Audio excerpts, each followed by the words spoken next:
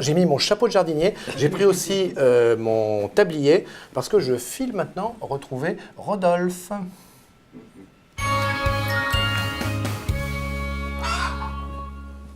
Tout à fait, Sylvain.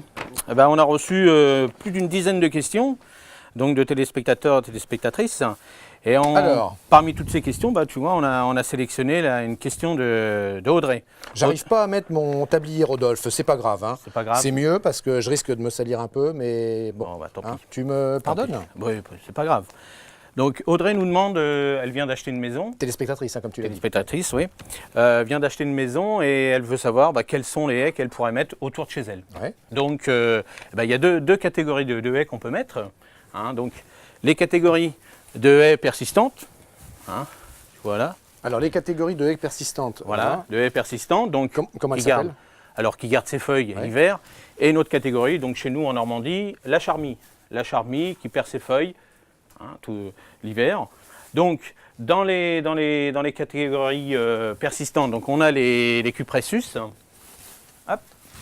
On a les cupressus qui sont là. Ça ressemble un peu, c'est ce que j'appelle le tuya, moi. Voilà, c'est ça, ça ressemble au tuya. Sébastien, oui. Sylvain, pardon. Comment tu m'appelles, Sébastien? Sébastien, oui.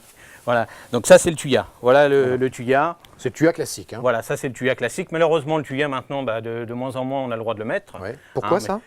Parce qu'on en a mis trop dans les années 80-90, donc les communes interdisent maintenant le tuya. D'accord. Mais il faut savoir qu'il y a beaucoup plus de choses maintenant qu'on peut mettre. Hein. La nouvelle tendance maintenant, c'est le photinia.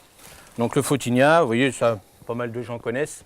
C'est un petit arbuste, donc semi-persistant un petit peu chez nous parce qu'il craint un petit peu l'excès d'humidité et le froid. Ouais. Hein, mais l'avantage de cet arbuste, c'est que toutes les nouvelles pousses deviennent rouges. D'accord. Hein. Donc après, on a d'autres variétés aussi. Ça, c'est un petit fusain. Donc ça c'est des vieux arbustes, mais qui sont revenus un petit peu à la mode. D'accord. Donc ces couleurs un petit peu jaunes, hein, les couleurs feuilles vertes et jaunes. Donc ça, c'est splendide. Qu'est-ce qu'on a encore, Rodolphe, pour finir?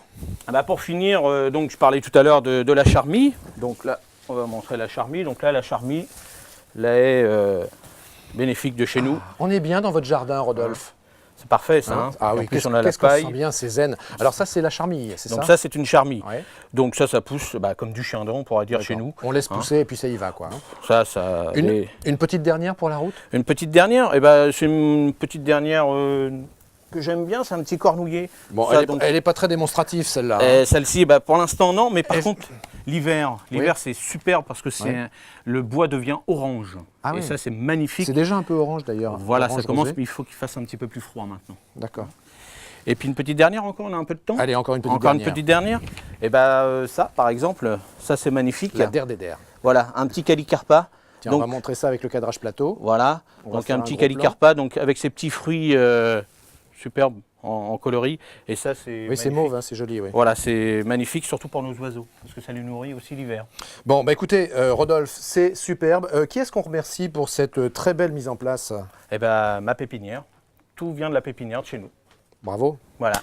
Bravo, Rodolphe. Moi, vous savez ce que je vais faire, Rodolphe? Je vais retourner en plateau B et puis je vais dire à mes petites copines, les petites poulettes de Gournay, que finalement, elles auraient avantage à venir ici parce que c'est génial. Hein. Bien sûr, elles seraient mieux d'ailleurs que sur le plateau B.